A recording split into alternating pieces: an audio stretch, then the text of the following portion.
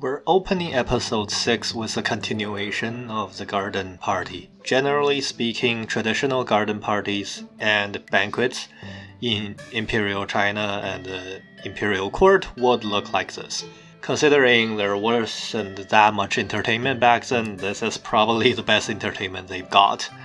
But still, it's just dances, sound performances. In terms of attention to detail, it's pretty good. Then again, it's kind of expected from a Japanese anime because we essentially share the same kind of traditional instruments and traditional band makeup. We are introduced to almost the entire imperial family in the sense that we don't see a lot of them. Typically, you'd expect an imperial family to be a little bit bigger, especially in like a traditionally Chinese imperial family, especially if the dynasty has been going on for a while. You have the emperor, and then the first emperor, for example, then his child, one of them will be the next emperor, but all the other sons will probably be made kings of various kingdoms. And then all of their children might be princes, and so on and so forth. That makes up the noble family, but in here we don't see a lot of them. Maybe they weren't really around because generally speaking, except for the last dynasty in China, most Chinese princes were sent up to certain areas, essentially their own little feudal land. But unlike in Europe, Chinese feudal princes generally didn't hold any power over their feudal land. All they get to have is essentially the tax income of this certain area would be yours. You could spend it, but you couldn't levy more tax. You couldn't appoint more officials. And if anything, most of your staff and your officials were appointed by the central government. So a lot of these princes weren't allowed to actually leave their feudal land unless called upon. That might be a case over here where, the emperor probably didn't invite most people. And we only had his mom, which is the Empress Dowager, and supposedly his only brother, who conspicuously isn't at the party, isn't seen at the party, and 4 of his essentially headwives. We made it clear that there isn't an empress, so he doesn't have like a formal, official wife. But basically these 4 will be the next level in terms of hierarchy in the rear palace. And what's interesting about Lady Li Shu, or concubine Li Shu, is that her backstory actually feels quite similar to the one only female emperor in China. Notice I didn't really use the term empress because she was the only female emperor. I think she actually held imperial power over her own dynasty after her husband died. And her story was quite similar to Li Shu's, except for the pedophilia part. Let's put it that way. So basically, to sum it up, similar to Li Shu, she was married to the previous emperor, although at an older age, she was, I believe, 14 or 15 when she got married to the previous emperor for a year or 2. And then the previous emperor died. The next emperor came in and took her as a concubine. In between these periods, she had to become a Taoist nun in a temple, because that's usually what concubines ended up being one, if they didn't have children. If they had children, then generally their children who were princes or princesses, they would take care of them. But if they didn't, they usually, depends on the dynasty, had 2 options. They either were taken care of by the current emperor, or they were sent to either a nunnery, basically spend the rest of their life as a nun, or in some of the more barbaric dynasties, they would be human sacrifice and be buried with the previous emperor. Now, the only female Chinese emperor, she was in a nunnery. Then the next emperor, who was a crown prince, actually came to her and made her one of his concubines instead, essentially marrying his own stepmom. But they were the same age almost. So after he died, she became the emperor. Not the empress, but emperor of a new dynasty. Of course, she handed power back to her son, which were also the emperor's son. So his second husband, essentially, the emperor that got him out of being a nun, his son. So the dynasty was restored. She was only ruler for one generation and one dynasty, but still, being the only female emperor in China, she had a similar kind of backstory as her. Although, given the portrayal over here, I don't think Li Shu is in any kind of political struggle or, is in it for the long game or anything like that. Then we come to meet another guy that's actually named after a historic figure in this show. We had Hong Liang, remember the head lady in waiting in Gokyo's palace, who's named after a famous matchmaker. And then we have this guy, who's named after a famous poet.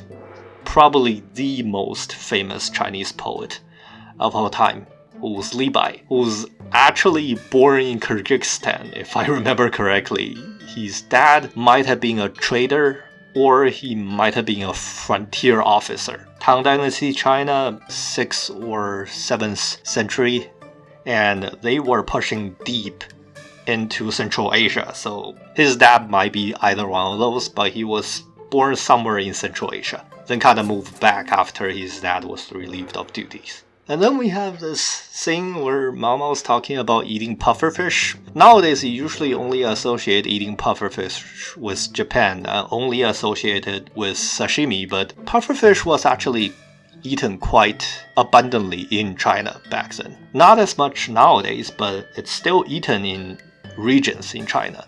Not as common as in Japan, but it's a delicacy in certain regions in China still. And most of them are actually cooked, not raw pufferfish, interestingly enough. Then we actually get to see Li Shu being what I assume to be allergic to fish. And essentially they're eating a form of pickled fish salad, which means it's raw fish. I mean, once again, you'd only associate raw fish or sashimi with Japan, but China had a long history of eating raw fish. It's just that it died down a little bit as generation progresses, and also because of the fact that most of China only had access to freshwater fish, which had a lot more parasite. And we had pretty interesting records of important historic figures actually dying from parasite from eating too much raw fish. But once again, in certain regions in China, people still consume raw fish nowadays. Now, the interesting part about the setup in the garden party is that it actually showcases how Chinese court would have been organized. Generally, your officials are color-coded and rank-coded, meaning that different level, different ranked official will have different colored clothes. And your military officials, they wouldn't be in armor if they're not on battlefield or if they're not essentially deployed for duty. So they'd wear plain clothes with no armor or defense. So that's accurate, but usually military officials will have one style of costume, whereas bureaucratic officials will have another. And you have a pretty interesting example here where you can see on both sides there are different colored wardrobe for different officials over here. So that's depicting that, and that's exactly the reason why they're wearing different colored clothes, because that's part of their uniform. It also distinguishes one from the other. And if need further proof that Jinshi is probably not a eunuch, but he probably is the emperor's brother, then, there's a close-up shot of him potentially leaving the place, most likely because he's kind of tired. And he doesn't really want to be bothered with all the formality and stuff. And once again, you see the phoenix chess piece. That's indicative, pretty much. And the only person in the imperial family that's missing from the scene is actually the emperor's brother, so you can basically tell. Also, in terms of giving hairpins, here's the thing. Traditionally, Chinese culture were quite reserved and conservative. So that means a lot if you're actually giving somebody hairpin. And in the show, it feels like Mao Mao doesn't get it. But if it were historically accurate, then if you're giving a girl a hairpin as a guy, then most likely you're proposing. Like, that's basically what it means. Although over here, they're playing it off as a more casual way of essentially communicating. And even, like, ladies will give you different kind of jewelry and so on. Still, that's pretty indicative if it were actually happening in real, like, ancient China. Like, someone giving, like, a girl a piece of jewelry, usually, like, hairdress and so on. That's proposal. Chinese didn't propose with rings, so any kind of jewelry will do. And you know what? The jewelry will come in important next episode, but that's probably one of the most controversial episodes in this show. It's one where the author probably took the most creative liberty. I can understand why.